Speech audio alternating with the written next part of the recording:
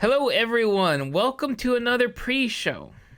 Yes, indeedio. Another, oh heavens, and they're come in Christmas finery. Hmm. Oh, that's lovely. Look, the one guy's dressed as the ghost of Christmas present. I Very love the nice. whole, or is he the Green Knight? Anyway, whatever it is, I love the holly and the hair and all that. That's very festive. What's the Green Knight? As in Sir Gawain and the Green Knight. Okay. But the funny thing is that the ghost of Christmas present and the Green Knight, if in all the illustrations I've seen, the two look almost identical, if not identical. It's interesting. Yeah, so I don't know which one. Which do you recognize which one it is? He's wearing a fake beard, so I don't know. I'm not an aficionado of that. Yeah, but the Green Knight. So wait, you talked about Sir Gawain a lot in your book Catholic Quest for Holy Grail, Yeah. but I don't remember the Green Knight. I remember the fake banquet or whatever. That I forgot what happened. Well, that wasn't to Gawain that happened to. That Yeah, happened to Parsifal. Parsifal. Okay, I'm getting them mixed up. Yeah. Yeah, but no, Gawain plays a part in the Grail story. You bet. But his big solo act is the story of Sir Gawain and the Green Knight, Hmm. where Arthur and the gang are keeping Christmas at Camelot and having a good time for themselves. Uh, but the doors burst open, and in comes this enormous figure in green with holly and looking very supernatural. And he offers a wager to any knight present to chop off his head um, in return for receiving the same. In other words, you chop off my head, and if I survive, I'll chop off yours. Well, nobody wants to take the strange visitor on his bet except for one young squire, and that squire is Gawain. And King Arthur's disgusted. He's going to do it himself because none of his knights will do it. But then Gawain stands up. So Gawain is given an axe, and he chops the fellow's head off. And the fellow stands up, grabs his head, puts it back on, and says, "Now it's my turn." He takes the axe, he brings it down over Gawain's neck, and stops and says, "No, I give you a year. In a year's time, you're to meet me at the Green Chapel in the north, and then I'll collect my half." So the year goes by, Gawain is knighted, and he sets off to keep his deal at the Green Chapel. And interestingly enough, the sword they give him has the pentagram on the front, representing both the five wounds of Christ and the five joys of Our Lady. And inside his shield is an image of Our Lady to give him strength. And off he rides, and he has all sorts of adventures. And then I won't tell you the rest. Spoiler alert! No, no spoiler. You have to read it on your own. Sir Gawain and the Green Knight. That story doesn't make sense. Hello, Well, it I'm a does random when you read the whole thing. stranger, and I challenge people to a duel where the winner gets to behead the others. Well, who are you? I don't care. Please go away, sir. Bye. That's not It very. didn't work that way. It's not very He was chivalrous. he See, was too impressive looking. Besides, well, look at the way this guy's dressed. That's what the Green Knight looked like. You're not going to throw somebody like that out. You're afraid of him. He's magic. And once his head does get chopped off, and he puts it back on and keeps talking. but wouldn't the Christian thing be to turn the other cheek? Say no. This is not Christian. He who lives by the sword dies by the sword. Yeah. That's not something you tell a bunch of knights. But the interesting thing, though, is that Tolkien did a translation into modern English of Gawain and the Green Knight. There have been several, but his is my favorite. Wow. Okay. In fact, I'll let you in on a secret. Okay. It's my fraternity name, Gawain. Fraternity name? Mm, I thought fraternities were in Greek. they are. Gawain is Greek? No, Well, how does that work? I don't understand. my Austrian fraternity, not my American. Oh, okay. So you're in that fraternity. Wait, did you rush like a year ago or what? Wait, how does No, that work? less than a year, but I'm still a Fuchs. I'm still the lower echelon. I didn't know you were doing that. You've been pretty quiet about that. Oh well, yeah, I did. Okay. Um. Okay. On to the questions. All right. First question is from Daniel. Okay. Hello, Charles and Vincent. I have a neighbor that is a Pentecostal, and I've engaged in some theological conversations with her every now and then when I'm out for a walk. We were discussing alcohol at one point, and she presented an argument I had never heard before. She asserted that the Greek texts have two different words for wine, and that one is for fermented and the other for unfermented. She used this line of argument to claim that the Bible doesn't actually endorse the consumption of alcohol, and that anytime it talks about wine in a positive sense, it is the word meaning that it's unfermented. Have you ever read or heard this or come across this assertion? And whether you have or not, please discuss your thoughts on it. Oh yeah. Okay. There's a little problem, and that is that grape juice immediately begins to ferment. You can't have it around for any period of time without it fermenting, unless it's pasteurized. Hmm. That's why Mr. Birdseye is so renowned as the grape juice man, because he invented pasteurizing juice so that it wouldn't ferment. Hmm.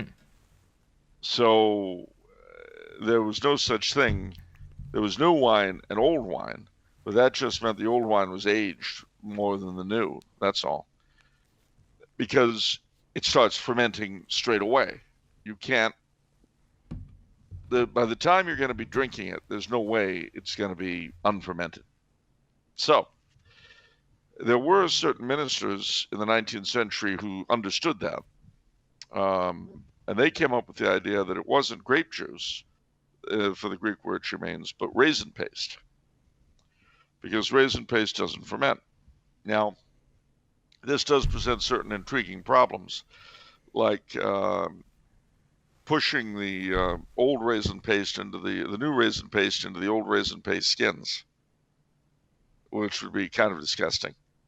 And of course, our Lord taking all those hecamas of water and turning them into raisin paste. That'd be really weird. And a friend of mine composed a song to commemorate this belief that goes, raisin paste, he turned the water into raisin paste, just so the host he would not be disgraced. In great haste, he made the water thicker, made it paste, not liquor, raisin paste.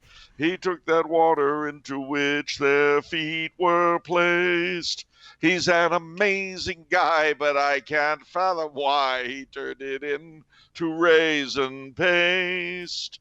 Raisin paste. Paul the Apostle said, drink raisin paste. My son Tim, for all of the ills you faced, drink raisin paste. 1 Timothy 5:23 says, imbibe a little raisin paste. The Holy Scriptures with these very words are graced. No longer water take, but for thy stomach's sake, drink a little raisin paste. Thank you for that, Charles. That's a fascinating one. Isn't it? So I would suggest, if I were you, that you point out to her that it was impossible for there to be grape juice in those days before they invented pasteurization. So she'll need to come up, either accept raisin paste or wine. It's up to her. These raisin paste people are of bad will. How do you really come up and believe that they were drinking raisin paste? Come on, just come on. I have a 2-word refutation. Come on. Excuse me, I'm drinking my raisin paste. I mean, that's embarrassing to really, for that to be your argument. Like you have to get that absurd to defend Protestantism. I just got to stop. I'm getting triggered right now. I need to pull you back. You are getting triggered. I need to get pulled back. You know, you're a business executive. You've got to keep a cool, calm exterior. You can't get all emotional. That's right. That's 100% true. I'm not sure how I feel coming from you, but What? Let me tell you something. You know, in your brother's day and in your Uncle Giovanni's day, I was teaching corporate what do you call them? Corporate morale. Yeah. I used to run the corporate retreats for your brother and your uncle. And what do I get from you? I get bupkis. I get insults. That's what I get. You know, being an old family retainer isn't everything it's cracked up to be, just so you'll know. I think the word you're looking for was corporate culture, by the way. Yeah, that too. But, you know, your uncle hated that word. He used to say, corporate culture makes it sound like it's some kind of museum. Okay. Well, that's what he said. He said, what? You think this is the Louvre? You got the Mona Lisa on the wall? What kind of a dump do you think this is? I'll never forget it. He did not appreciate the words corporate culture. And the only reason why he went along with my doing the corporate retreats, because that was the other thing. Corporate retreats, what? You going to use some kind of a chaplain? But your accountant convinced him that he could get something or other off from the IRS for having corporate retreats. So that's why he did it. Yeah. But he thought it was stupid. Now, Steve, he didn't think it was stupid. He believed in corporate culture. He believed in corporate retreats. Right. I'll never forget your uncle's last word on the whole thing, which was, "Oh, I don't care. Do whatever stupid thing you want. Just make sure we get some money out of the IRS for it." Yep. It sounds like him. Yep. He was pretty cut and dried. And he was a man, by the way. He wasn't afraid to show his emotions.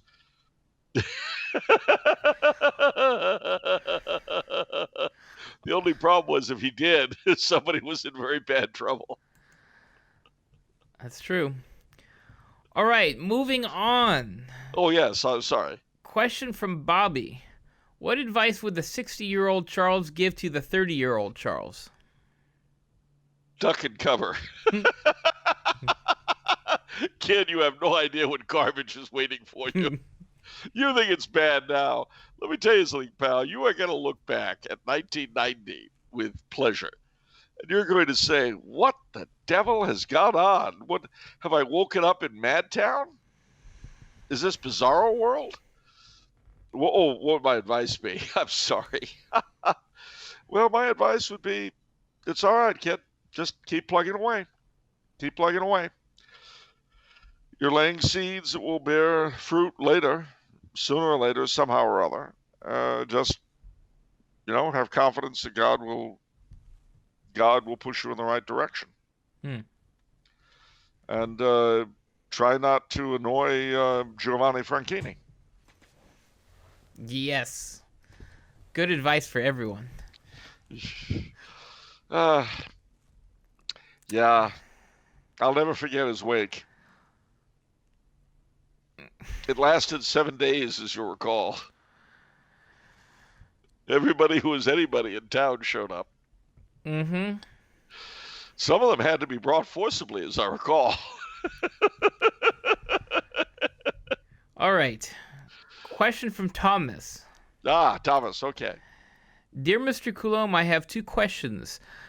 I have a close friend who I have known since boarding school, whose father is a member of the National People's Congress of China. He and his father are both Catholics, but practice the faith in secret. From what I can gather, they are far from the only ones in the CCP or China, with him saying there are probably a few dozen million Catholics in China. Yeah. He justifies being part of the party as putting his country above his own religious beliefs, as he fears China would collapse like Russia if the CCP goes away. How do I convince him that supporting the CCP is not a patriotic act? Well, several ways. Firstly, the CCP are actively persecuting the church. And being a member of it is, I mean, I can understand why. And mind you, I'm in safety and they're not. But having said that, this was the same reasoning that a lot of German Catholics used to justify being in the Nazi Party. I certainly couldn't counsel anyone to endanger their own lives, but they need to remember too that nothing human lasts forever. And the Communist Party, whether they like it or not, will go away one day, maybe sooner than we expect. And there need to be alternatives for China. I realize too that it's dangerous for Chinese to think about alternatives for China. But they do need to think about what's going to happen when the party does go away. If and when.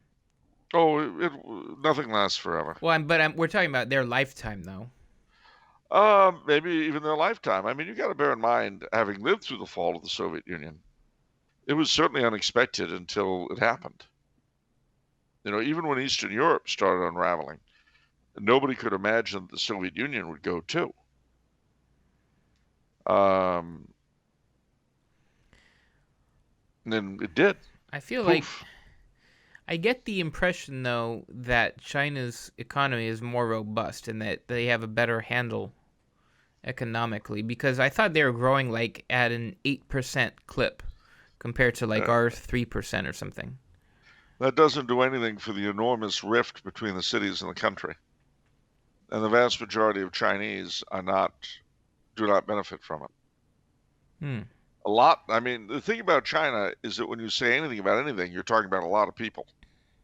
You say a couple of percentage points. That's true. Still, as he says, dozens of millions. And the thing is, you know, I once wrote in fact, I'll recommend it to our listener. I wrote an article for the American Thinker called "Oil for the Lamps of China." I recommend it because actually this is a topic that I'm very passionate about. I love Chinese culture. I love China. I don't love the Chinese Communist Party. I love the Chinese Catholic Church, which has produced so many martyrs and is still continuing to produce them. And that's a big problem. I'm very unhappy, to say the least, with the deal that the Holy See has concluded with the government in Beijing, with the regime in Beijing. But, you know, above my pay grade, as they say, God will judge them. At any rate, that's what I would do, you know. The thing is that all of this is tempered by the fact that his friend and his friend's father are actually over there and subject to dangers and pressures we're not. So you've always got to remember that. It's easy to give advice when you're safe. Yeah. And the other situation isn't. You can understand it intellectually, but at the same time, it's not real to you. Yeah, exactly. All right. So I mean, I'd be very careful in how I dealt with them anyway. Right. He says, secondly, if by some miracle the Catholics in China do manage to convert the country to Catholicism, how would that change the international situation? Completely. Totally. China converting to Catholicism would be an incredible force for good. It would be extraordinary. That would be fun, because then, like, everybody would have to kowtow to Catholic China. Oh, You know what I mean? Like the NBA. kowtow. Yeah. What? Oh, What? ethnically insensitive. Kowtowing is what you used to do in front of the emperor of China. It's a Chinese phrase. Oh, really? Yeah, Wow, that was really appropriate then. Nice. it was. I think it was culturally painful. That's culturally inclusive. Well, Arcadia is culturally inclusive. That's for sure. And think of it. Imagine that Arcadia's home nation were Catholic. Yeah, that would be something. And it is, I mean, the regime in Beijing would go a long way toward accomplishing a lot if they ceased to persecute the Catholic Church in China. I mean, one thing about Catholics is that, as we've seen with the United States, we've seen in Britain, we've seen in a lot of countries, if you stop persecuting them, they become fanatically loyal. Hmm. The same was true in Rome. You know, they were, even before that we were legal, we served in the emperor's armies and paid his taxes. And then after we became legal, there was simply no more loyal subjects to the emperor than the Christians. None. And it would be the same in China. And that's one of the short-sighted things about the Chinese Communist Party. They don't realize that they have a potential ally if they'd stop being stupid. You know, and Catholics, you know, the funny thing is, Catholics immediately or almost immediately forget persecution. Hmm. You stop smacking them around, all of a sudden they love you. Hmm. One thing about China, you know, it's so powerful, and one of the things that tells me how powerful it is, well, I mean, there are many things, but the one thing that really sticks in my craw is the coronavirus numbers. You ever see the charts, the comparable charts of the countries? I know Bloomberg has a chart. You can look the chart up for any country of new coronavirus cases. Mm-hmm. And so for all the countries, everybody's mostly in tandem. Like when it spikes, it's spiking everywhere. You know, it's spiking in Austria, it's spiking in the United States, Italy, Iran. And that's happening universally except in China. You look at China's chart, it's a flat line where they report like maybe double-digit new cases, 34 one day, 20 another. It's basically, they're saying there's no coronavirus, really. It's not a problem. And no one's calling them out on this most blatant and obvious of lie. And see, here's the thing. Everybody knows that China is lying, because if we didn't, we would say, hey, we would use the Swedish argument, like, hey, look at China. Look what they're doing. They have no coronavirus. Wow, let's do what they're doing. But nobody's actually saying that. Well, no, because they know they're lying. Yeah. And to me, you don't get to have it. You shouldn't get to have a seat at the table when it's such blatant, obvious lying to the world. Well, you got to bear in mind that the CCP are of their father, the devil. You know, I mean, they are liars from the beginning. There's no truth in them. But I'm talking about the cowardice of literally everyone else. Like every other diplomat in the world. No one will call China out on this. Well, no, because China has everybody's notes. I mean, everybody wanted cheap crap to fill up Walmart. Well, they got it. It's just frustrating. It's just you feel like Eomer or Eowyn, and you look everywhere and say, where will the leadership come from? There's no Grimo Wormtongue and Saruman. Well, you asked the question. It's just staggering. It's literally breathtaking sometimes. Well, I mean, you know, again, as a great admirer of things Chinese, a great admirer of Chinese culture, um, the worst thing that has happened to China has been it's being taken over by the communists. Because you've got to bear in mind, in a lot of ways, communism in any country stifles everything. It stifles creativity. It Hmm. stifles all sorts of things. The Chinese as a people are so incredibly creative, so incredibly innovative, that not even communism can stifle them.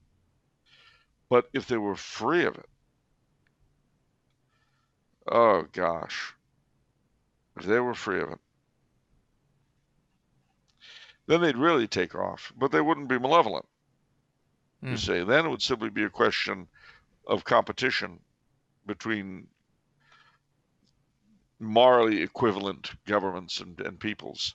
And then, let the best man win. Do the best job you can, and, that's it. Um, as I say, China has a lot of problems that we don't talk about for the same reason. We don't talk about the terrible disparity between the cities and the countryside. We don't talk about the regionalism in China and the enmities between the different provinces, or the relative delicacy of the Chinese situation. I mean, on some level, they're somewhere between dominant world power and collapsing into pieces. They're somewhere between those two extremes at any given moment. And I mean, the very reason why our questioner's friends are afraid of what would happen if the Communist Party vanished goes to the extreme fragility of the arrangements there. It is true. Now that you say that, the economic numbers obviously could also be a falsehood. Of course, they don't mean any more than anything else does. You can't believe anything their governments say. Um, so there's no way really to know. I mean, I go to school with Chinese kids, and they neither know nor believe what their government tells them. Hmm. They presume it isn't true, and they just do the best they can. They live their lives, and accept the fact that their government is what it is. And you don't press them on it. You don't talk to them about it because you don't want to get them in any kind of trouble.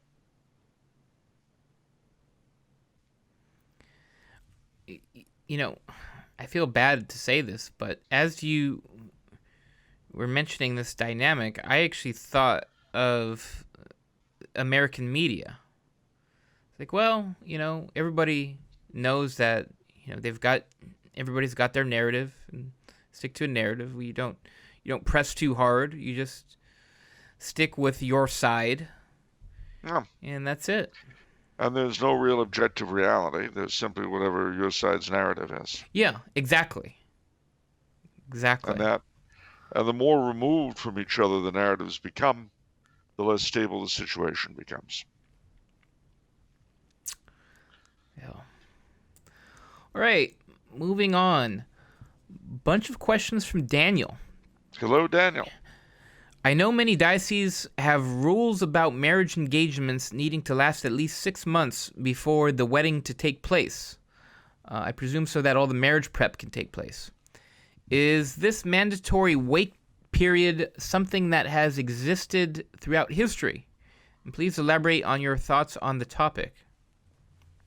I don't know about the specifics, but I do know that um, from the very beginning, they wanted some assurance that you were really into what you were doing. They didn't always have pre-cana and that kind of thing. Uh, but they've usually demanded, for instance, that couples that are cohabiting separate for many months before they can be married. Um,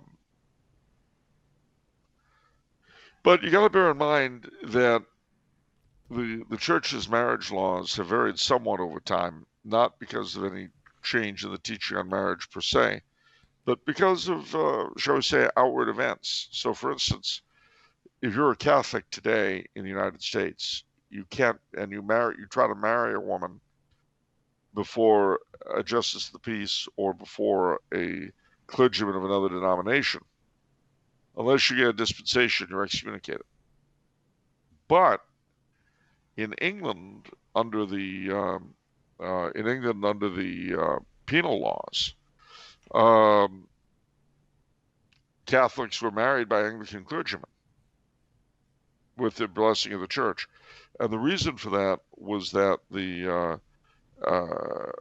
in England, only marriages performed by Anglican clergymen were what's the word I want? Only those done by Anglican clergymen were valid, were legal. Mm. So the Holy See gave English Catholics a dispensation to be married in front of Anglican clergymen. Was that right? I mean, do you agree with that? Is that like? Well, I mean, it was the only way that the government of the time would recognize the validity of their marriages.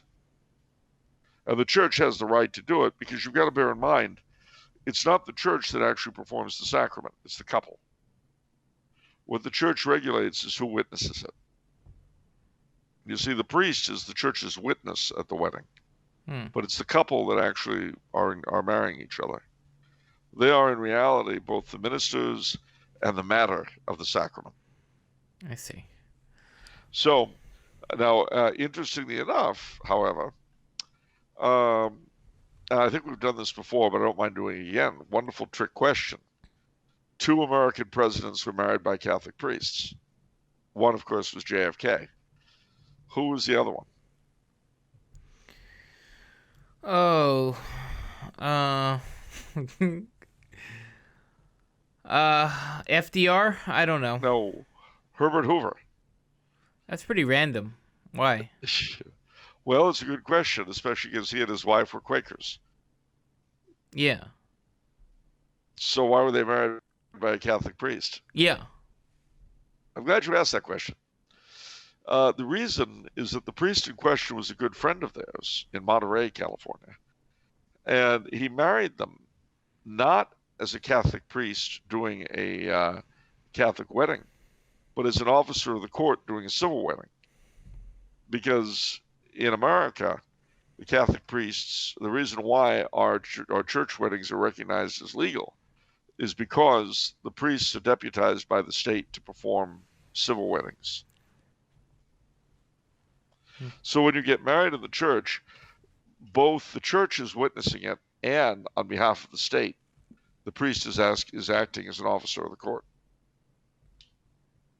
And so the priest who married Herbert Hoover and his wife was acting not as a priest, but solely as an officer of the court, giving them a civil wedding.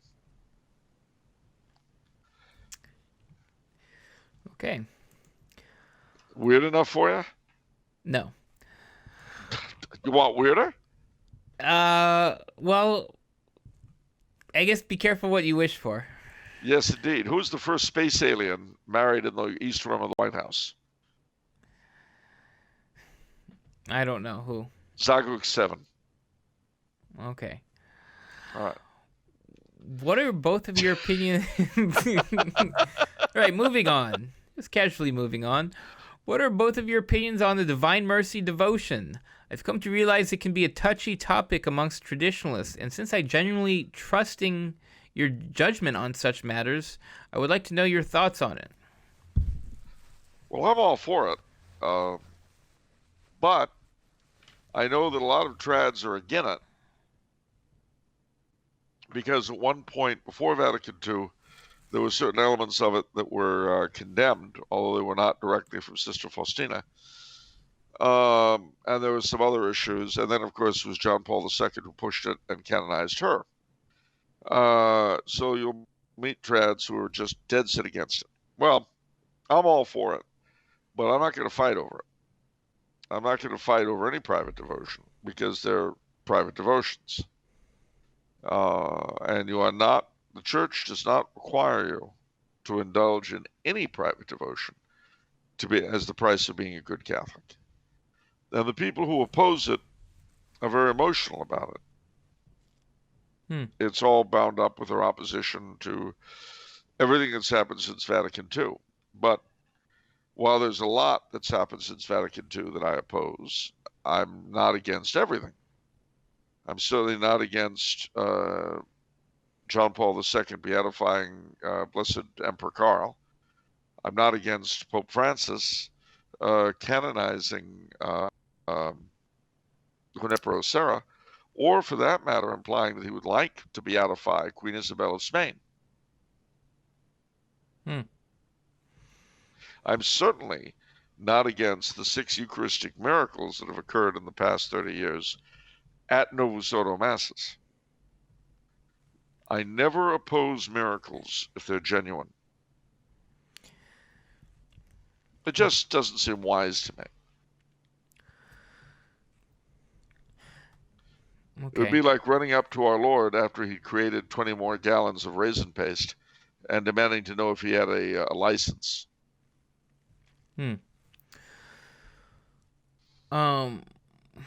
Divine mercy has had a huge impact on my life. I've said this before in terms of creating a home altar and other things, and I've read the diary several times. I have read the objections to the Divine Mercy, and I've answered them in my own head to my own satisfaction. And what was I going to say? I don't know. I forgot what I was going to say. Oh, what I was going to say was, I think part of the problem, as you say, it's emotional. I think part of the problem is that liberals have abused the concept of mercy in general. And so when you have, people like John Paul or people, other people who traditionalists consider on the liberal end of the spectrum, they are wary immediately because there's an emotional. But truth be told, too, other than the abuse of the word mercy, traditionalists are the elder son in the fable, or not fable, the story of the prodigal son. Yeah. We have a problem with the concept of mercy because we, consider ourselves, oh, well, we're faithful all the time. How come this guy gets off? How come he gets mercy? That's not right. Well, there's a certain problem there, without a doubt. But I'll tell you a story which I may have told before. And oddly enough, I'm thinking of the fact that the guy it concerns gave me the tie I'm wearing. I didn't wear the tie or plan it for any particular purpose. I didn't plan to tell the story. But I think it's worth thinking about. The fellow who gave me this tie was an old friend of mine called Jim Thomas. And Jim was an interesting guy. Background in intelligence and in local politics in New York. He and I were co-writing a book on voter fraud, oddly enough, which he was a master at. Unfortunately, his health declined and we weren't able to finish the book. But I was back there in Litchfield, Connecticut, where he lived. I introduced him. He was a very fallen away Catholic, and I mean, he'd had a really immoral life in a lot of ways, and very fallen away. Raised Catholic. Went to Cardinal Stepinat's High School in the Bronx. But I introduced him to the local priest in Litchfield, one Father Tucker. So, here's an odd tale for you.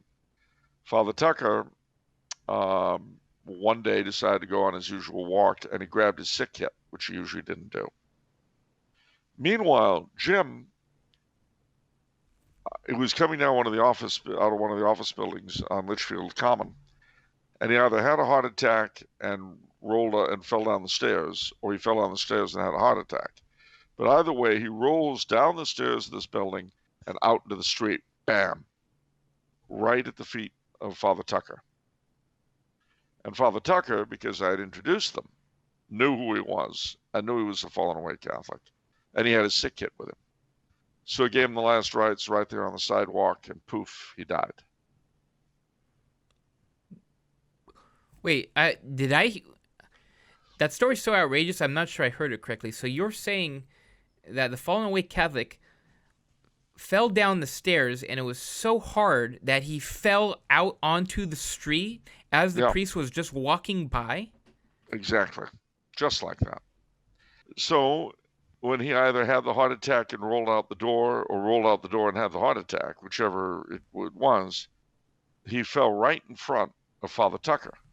And Father Tucker, as I say, had his sick kit with the anointing oils with him, which he had sort of idly grabbed for no particular reason. He never did that. But that morning he just did. And boom, out comes Jim Thomas like a jack-in-the-box onto the cement in front of him. And he knew who he was because I'd introduced him. And he knew he was a fallen away Catholic. So he gave him the last rites right there. Bam. And then he died. He learned a lesson that day. And it shook him up. He preached about it and all that. I saw him afterwards. And he was very, very shaken up by that event, as you can imagine. Because he hadn't known why he'd taken the sick kit, but he had it when out Jim came falling, and he knew who he was. And he knew that, he's a Catholic, however bad, so he gave him the last rites. And I mention it because as soon as I heard that, my first thought was, isn't this the laborer in the vineyard all over? This reprobate, and don't get me wrong, I was really fond of Jim Thomas. Really, really fond. I really liked the guy. But he was an old reprobate if ever there was one. And he goes just rolling down, falls at the priest's foot, and gets the last rites. And I've got to spend my life trying to avoid sin and be some kind of a Catholic? I'm not kidding you when I tell you that all of this assailed me. And then I thought, the laborer in the vineyard. I know the deal. Did I say it was unreasonable? No. Is it wrong? Or am I somehow harmed that Jim Thomas got popped by the priest on the way out? And let me explain further about my gripe against trads having a problem with mercy and being the older brother. I analyze trads through my own impulses. So I'm speaking about me, actually, and how I feel. When it comes to people, in terms of say, why are you the lucky one? Why do some of these people get such an easy time? Blah blah blah.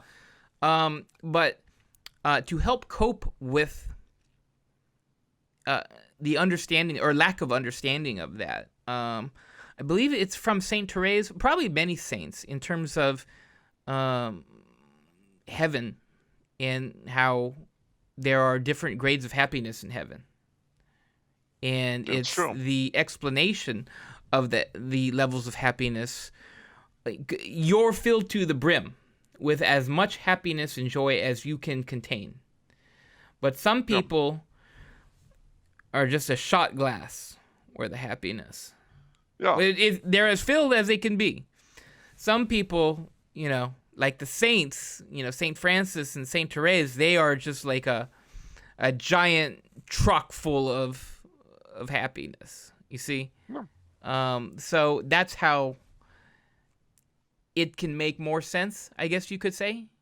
Yep. That they get heaven, but the reward is not the same exactly.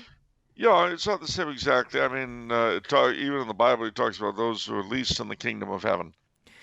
But, that aside, if my soul is saved, if I do manage to save my soul, how does it damage me that others are? Well, the other thing, as Mother Angelica rightly analyzes, it shows a jealousy in the elder brother that he wanted to mess around and do the same stuff and get the same deal. Yeah, and he didn't get to. Yeah. It's both the prodigal son and the labor in the vineyard at the same time. Yeah. And the truth of the matter is, even thinking of dear old Jem, would I rather he be singing with the saints or frying forever? Oh, singing with the saints. Absolutely.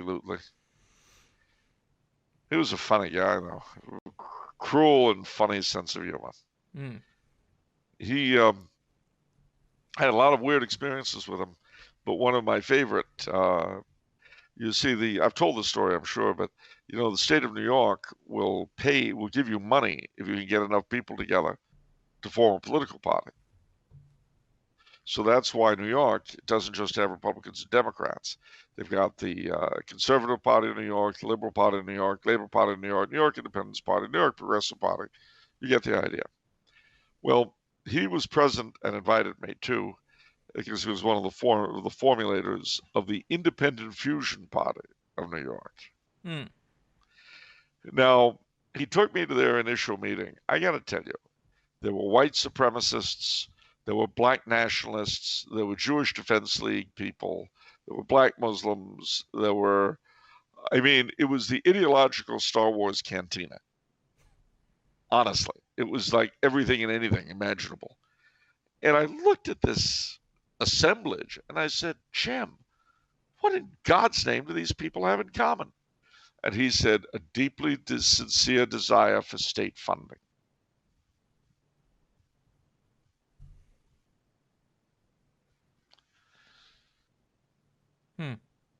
I thought that was kind of touching in a weird way. But the Independent Fusion Party was instrumental in getting Giuliani elected the first time. So it's not like they had no effect. It wasn't just about the money. It was also about the power. Oh, well then. Doesn't that make it a little better?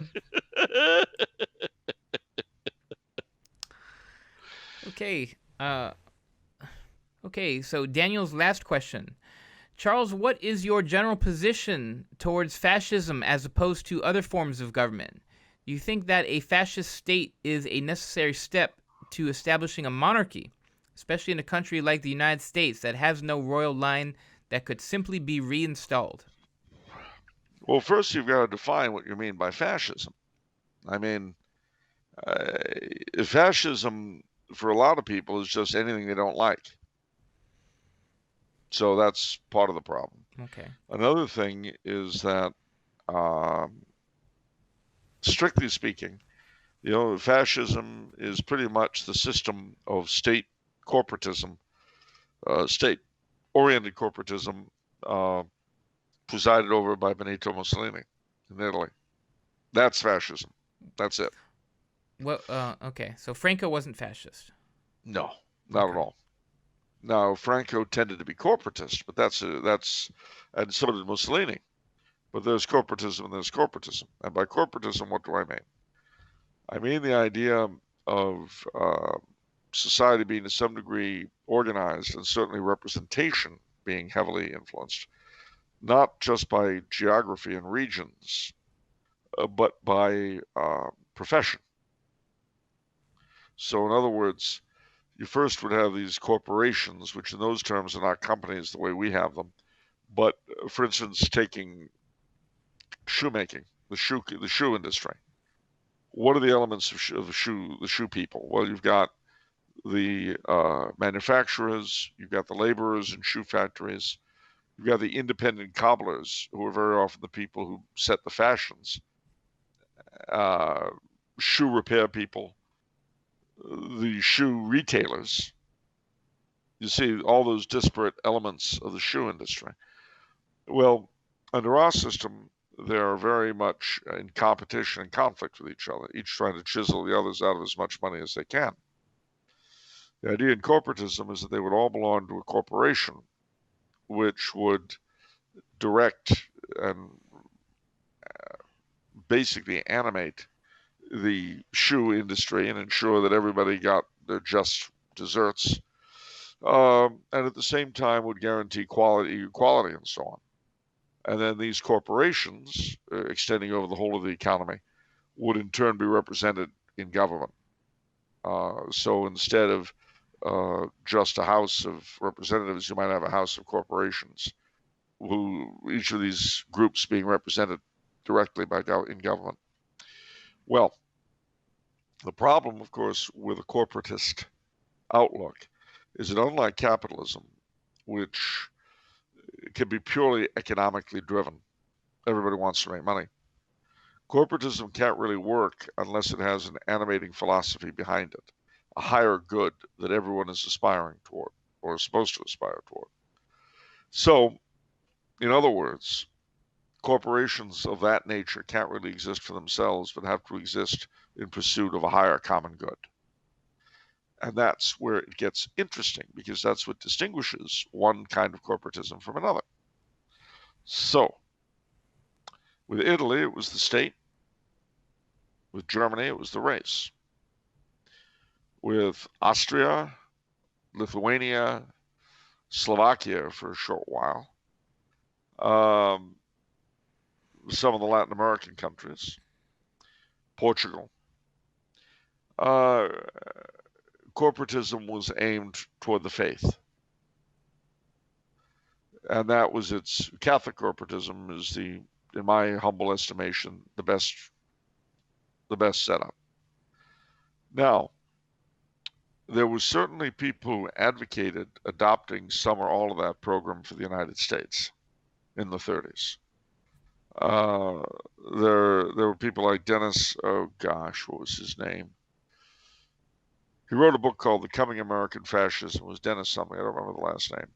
Coming American Fascism. There were people like Father Coughlin. There were people like Huey Long who were interested in some or all of that kind of thing for the United States. But the problem in all of those cases, including Father Coughlin, they attempted to make the American spirit, Americanism, the overarching thing. But that's not a lot to hang something on. I mean, it's enough to hang capitalism on, but not much else. Would that kind of a setup be a good preparation for monarchy in America? Well, I don't know what would be a good preparation for monarchy in America other than the mass conversion of the country, which, like China, is one of those things that at the moment would seem to need a miracle. So, that I don't know what else to add. Well, what about the second part of the question? Do you think that a fascist state is a necessary step to establishing a monarchy, especially in a country like the United States? Well, I thought I had touched on that. I don't know that it would help. I don't know how you would. I have no more of an idea how you would establish such a thing in America than I do how you would establish a monarchy. Because, as I've said, and again, I prefer corporatist to fascist in that sense, because fascism per se can't exist outside of Italy. You would need a dynamic leader.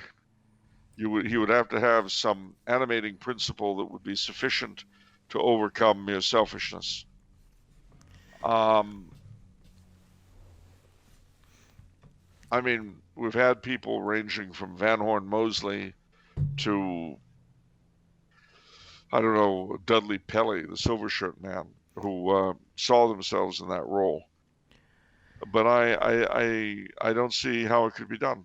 How do you become head of one of these corporations in a corporate state? Like, how would I become the head of the publishing industry?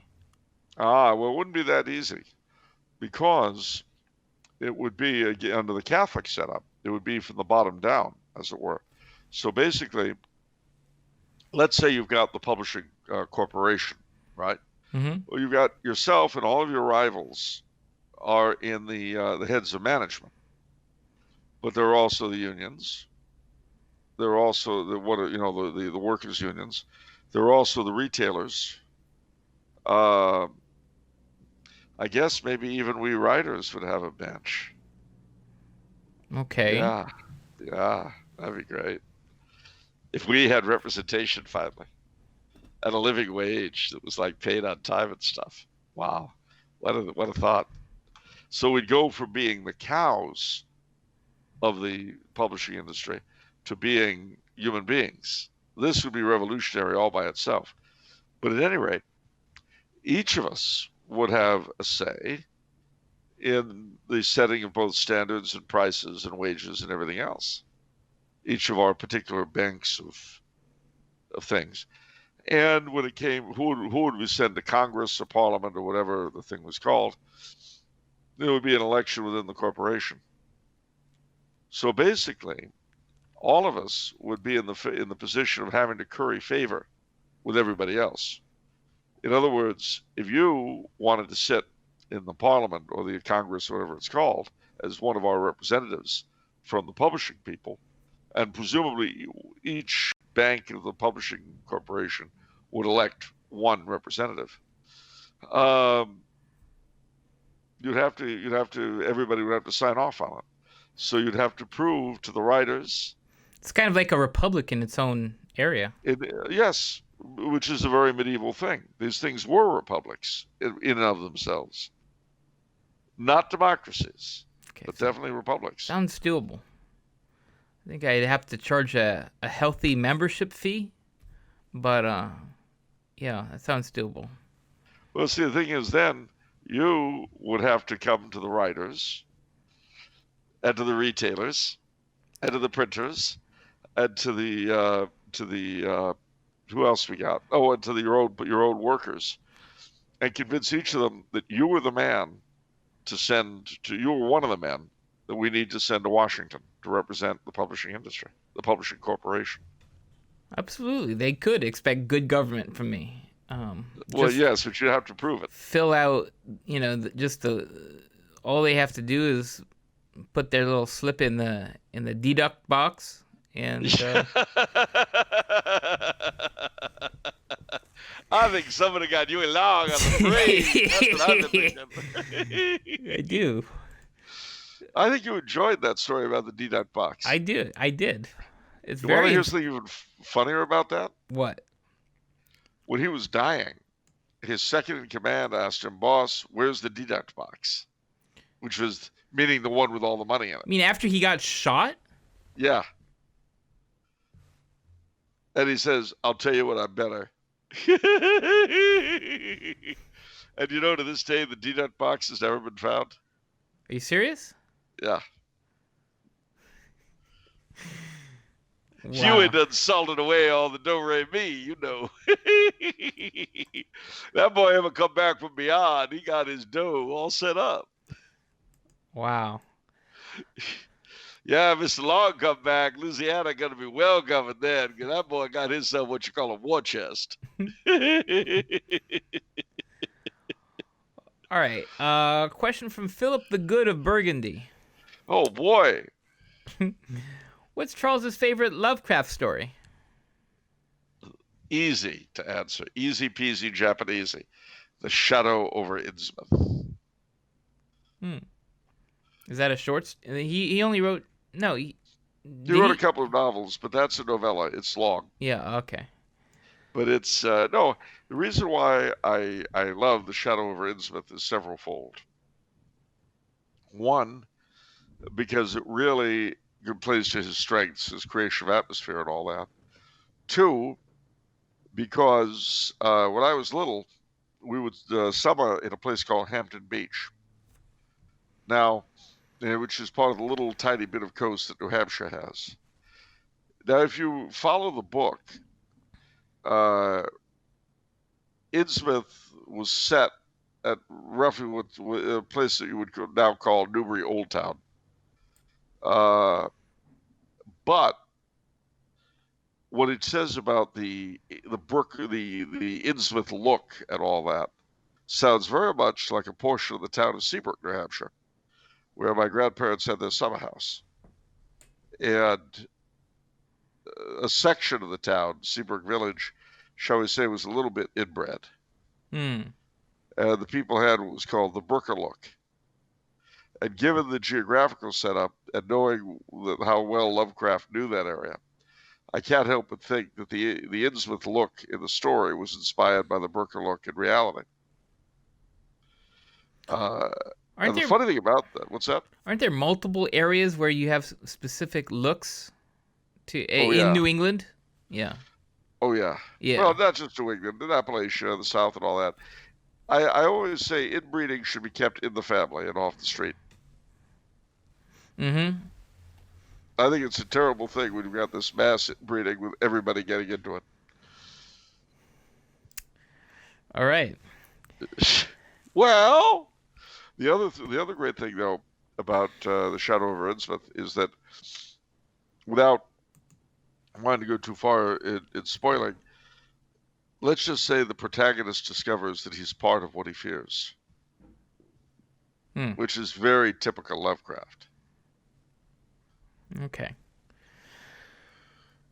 Okay, final question today is from Doughboy. Doughboy, we're gonna beat the Hun. 1917, we're gonna push them all the way back from the Argonne. Is that what that's a reference to? Not like the Pillsbury Doughboy? No, the Doughboy is a World War I soldier of the American variety. Oh, wow. Okay, he says, could Charles perhaps elaborate on the lore of stonemasons in Europe, guilds of the sort? And also, what stonemasons today, if any, come to mind, would one refer to? My mother's wanting to send me to Croatia to learn the banker mason vocation. But if there are apprenticeships in Austria or England, it would be helpful to know of. I don't really know a lot. I mean, when we say stonemason, we're not talking about Freemasons, although the Freemasons borrow a lot of their symbolism from stonemasonry. Now, banker mason, for those who don't know, is a person who, when a block of rock arrives at the quarry at a stonemason's shop, he's the fellow that knocks it into its shape, and makes it usable. I don't know what to tell you. I mean, it's like any other fine skill like that, any fine craft. There's various degrees you go through to learn it, from apprentice to journeyman to master. But I really don't know much about it at all. Zagreb is a beautiful place. I've been to Croatia. You're going to have a good time. And I don't know anything about the Austrian or English setup. Alrighty. It's been a very long... what? I have friends in Croatia, so let me know if you go. Okay. All right. It's been a very long pre-show. I hope you guys have enjoyed it. I think this is one of the more interesting ones. I think it was a really good one. But stay tuned. The full episode, we have some of the best questions we've had in a month or so. Really interesting. I'm excited. I'm excited to get to it. So stay tuned. And remember, I'm still mourning the fact that I didn't make it to the Bookfellows presentation back in 2008 featuring Ray Bradbury, Ray Harryhausen, and Forrest Ackerman, all of whom are now deceased. Okay. All right. Night-night, everyone, and we'll see you in a few minutes.